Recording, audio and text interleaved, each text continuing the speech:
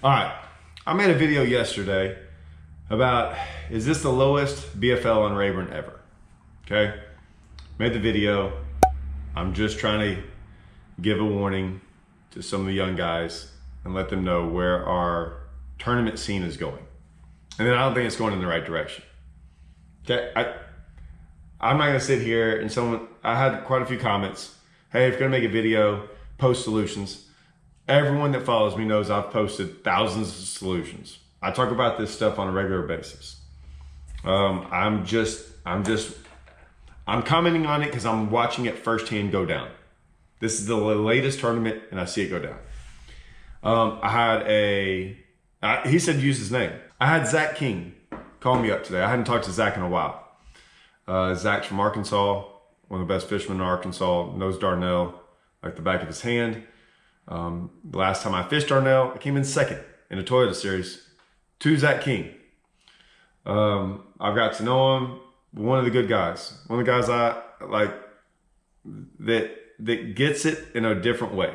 He called me up and we got talking. He wanted to know about some other stuff for his kid, about some YouTube stuff, but we got talking about this whole fishing thing because I hadn't talked to him. We got into it real deep and it's the same thing. It's the same thing. He's like, man, the tournament scene's going downhill, and we got to start changing something.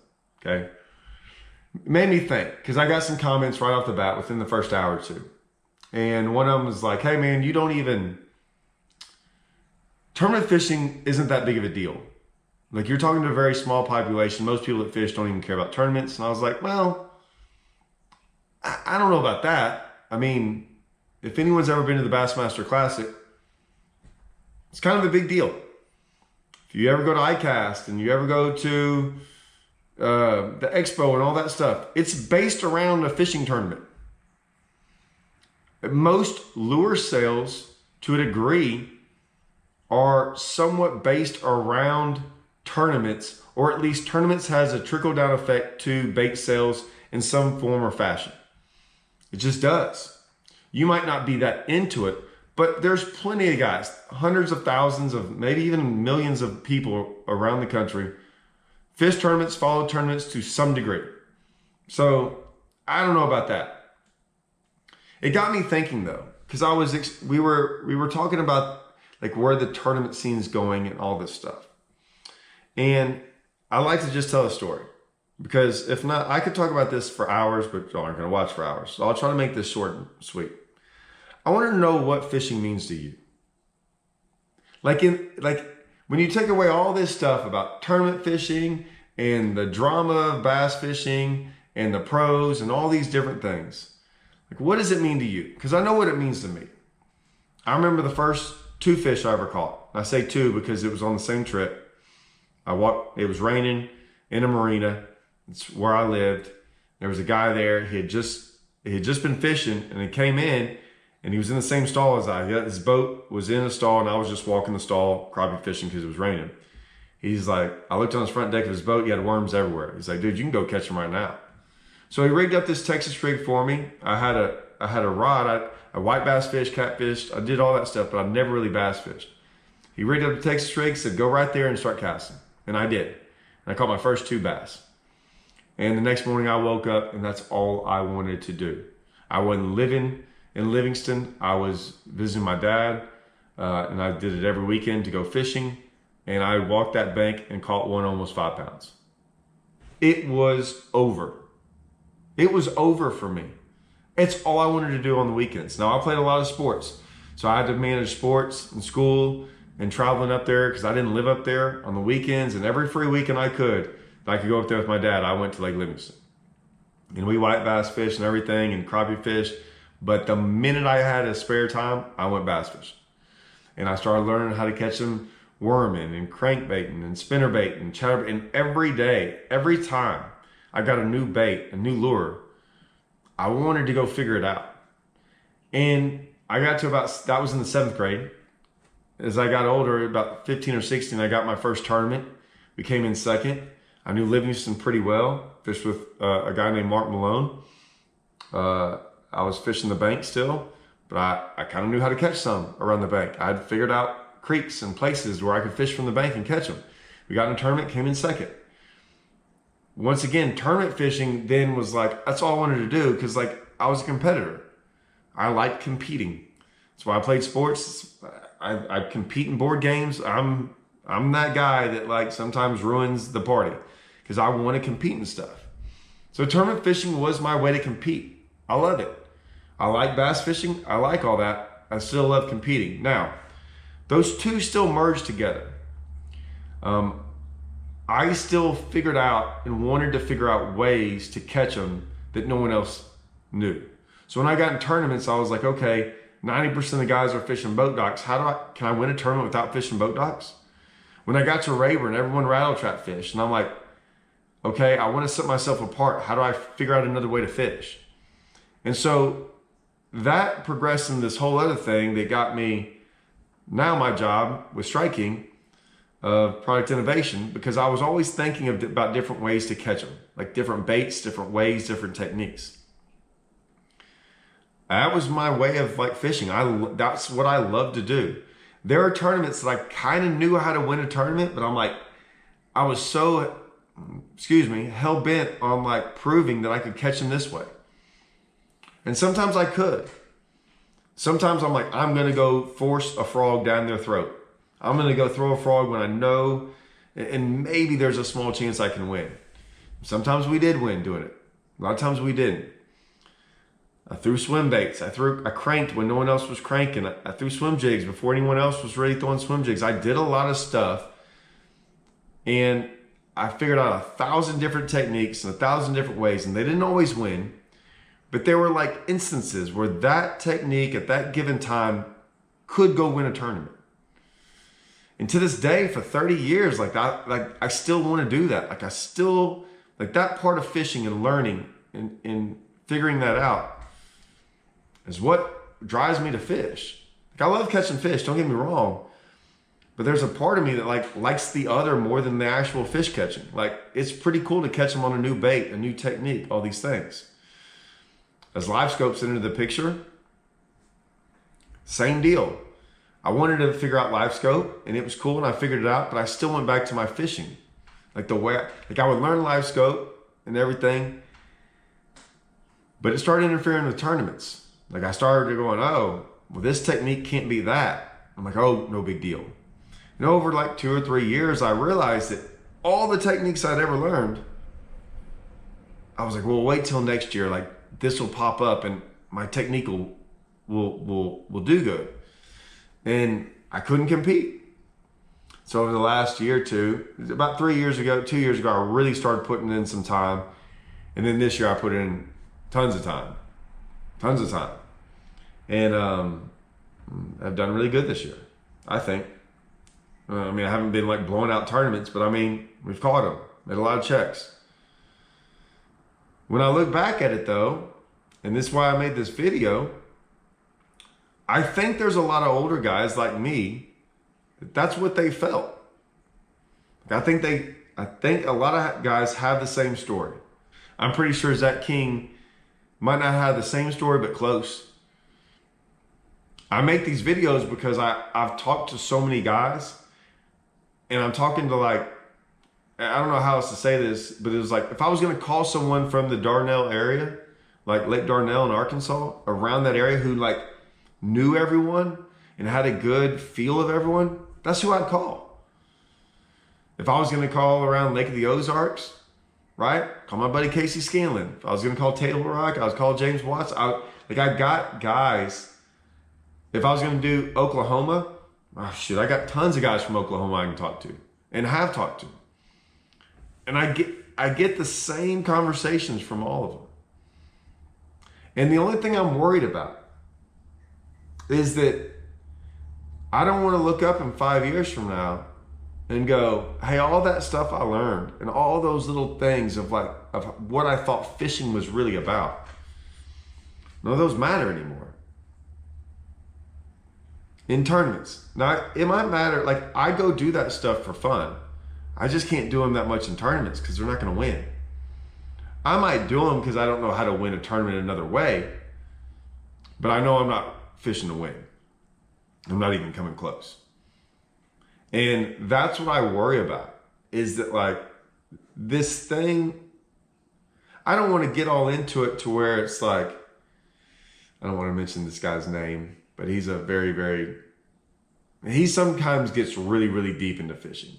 Like I think like, I'll say Rick Clunn. Rick Clunn like got really into like, he went down some rabbit holes into like some stuff. If you go look it up, I'm not that, but I think there's still that sense of like, some guy was like, you know, do I like fishing more as a tournament fisherman? Do I think there's people that like fishing more than me? I don't know. Now that's a hard, bold comment to say. What I'll say is I liked fishing so much that I gave up so much of my life of going out, of doing all these different things, of missing weddings and friends parties, and I even miss my kids' events at times. I made it an entire career. I gave up at a very young age. I watched all my friends leave college and go get jobs and start making money. They still make more money than me. And I gave all that up so I could fish. Do I like it more than you? I don't know, but that's how much I liked it. I loved it. I wanted everything to do with it. And I still remember those 2 bites, those 2 fish I caught in the rain on a Texas rig worm sitting on a culvert in the Cape Royal Marina. I still remember those 2 fish. And I still remember those years of learning to fish a certain way and like learning all these different things that made fishing what it was.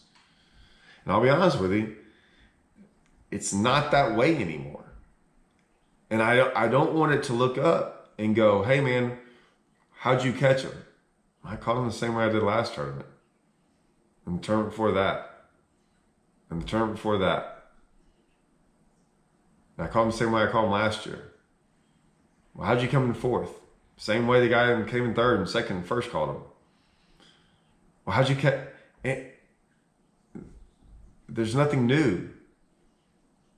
I mean, it's exciting to learn about that stuff. Don't get me wrong. I'm learning like crazy about LiveScope. Like I'm amazed about what I can learn. Everything from the fish's behavior to the settings to all those things. It's freaking phenomenal. Phenomenal thing. I've already talked about what happens if it gets better. Like when I was talking to Zach, I was like, man, when I was learning all that stuff, none of that was easy. It was extremely hard. I remember on Livingston, I've told this story a couple of times, that I just didn't believe the only way to catch them was shallow. It's all anyone had ever said. And I made it a mission to go figure out how to catch them deep. Now deep to Livingston was like anything over 4 foot was super deep. 10 foot was like, 10 foot was like the abyss. I figured out how to do that. And it was awesome. And I loved it. And it was like cool to figure that out. It didn't work all the time. It was very, very, everything kind of had to line up so you could do that. But I could. When I talked to Zach King, we were like, man, we were just going over the different ways of how we've caught them over the years and different things like that. And we understand times are changing and we get it. I get it. I'm just worried that essence of fishing that he even talked about, like that love of fishing of the whole thing, not just this little winning a tournament. Like my goal was to win tournaments and do all that. That was my goal. But that was a means to do all this other stuff. Like I had to figure out some way to make money so I could do all this other stuff about fishing that I loved. Like the thrill of the fishing, of catching a fish and learning new things and doing all that stuff. Like I had to figure out how to do all that. I had to figure out this tournament thing and make money, right?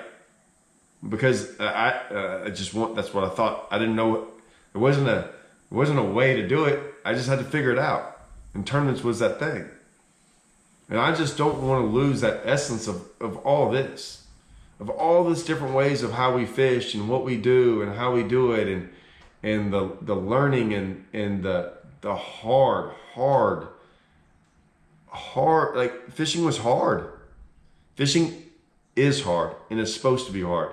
Me and Zach both said, fishing is supposed to be hard. It can be easy at times. That's why we love it. But man, it shouldn't be easy all the time. It should be difficult. Now, regular fishing, I get. Fun fishing, like, when I go fun fishing, I want it to be easy. I get it. When I go out there and play basketball with my son, I just want to shoot around sometimes. I don't want to play him one-on-one all the time. I want to shoot, make baskets. But if I had to go compete against him, and I know he's only 10, but he's going to be bigger than that, and he's going to be good.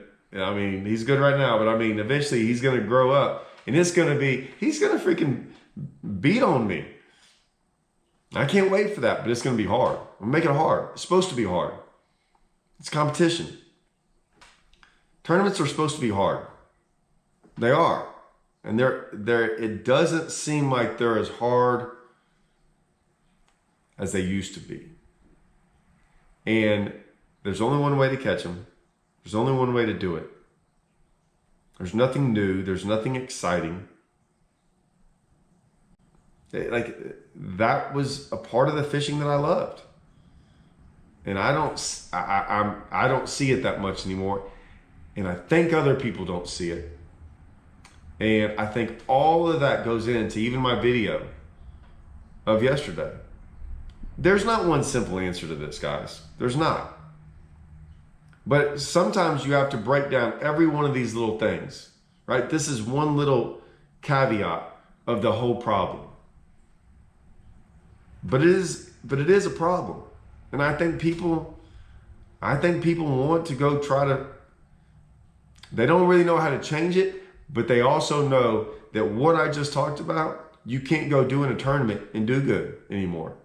You can't fish the way you want to fish and do good. You can have to fish one way.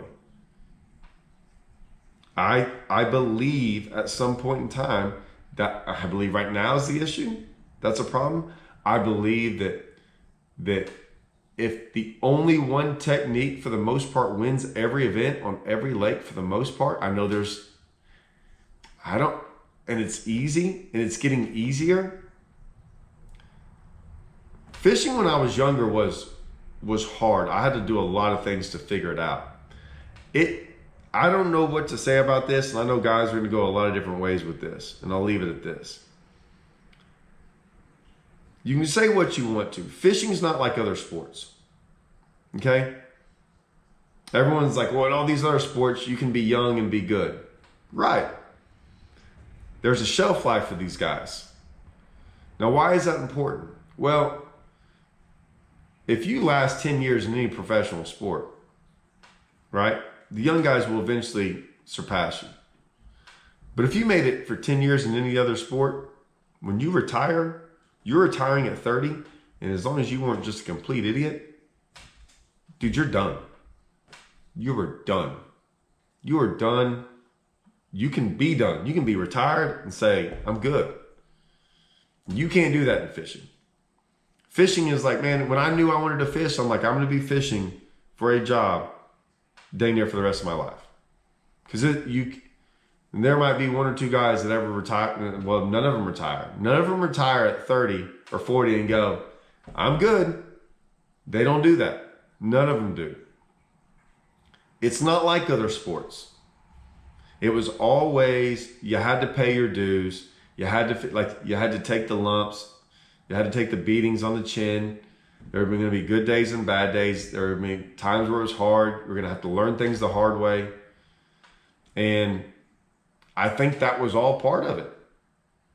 And you might be like, well, that's changed now. Maybe it has. And it has. But for like 30, 40 years, fishing tournaments was going in a good direction. I don't know of a single tournament guy that's been doing this for 10 years that thinks it's going in the right direction. Not a single one. Now, you might hear an interview on TV because that guy, they're by some fishing organization and they have to be, hey, everything's rainbows and unicorns and we're all happy. Whatever. That's just him hoping that they don't get fired from that organization. But every tournament guy I talk to, not one of them says it's going in the right direction. I used to always complain about the money. It ain't even the money now. Tournament organizations are actually, they haven't paid less. They're paying less, but not as a percentage. They're only paying less because there's not as many people there. I don't know if it'll ever change. I don't know if we can ever make it bounce back. I really don't. I don't know if it's too late. And I'm not saying there's one single thing that's causing this. That's why I made that video yesterday. There's something going on, and I don't know if we can reverse it. Maybe as the way we grew up, they'll never experience that, younger guys, and so they won't have that same type of whatever. I don't know. But I can tell you from the guys I talk to, there's a lot of that in there. So where does it go from here? I don't know. Maybe they just want to win trophies. They don't care about checks. Maybe they have all the money in the world. They don't care about winning money. Maybe they just want to go out there and win trophies. Maybe that's why we shouldn't have been giving trophies out to 7-year-olds that came in dead last in some soccer thing. And here's your little participation trophy. And they think they just, I don't know. But I know it ain't right. And that's why I made the video. And that's why I shared it with y'all. And like I said, Zach, thanks for calling me today. And I'm glad I got to talk with you for a while, reminisce about some stuff. Thought I'd share it with you. All right. See you guys.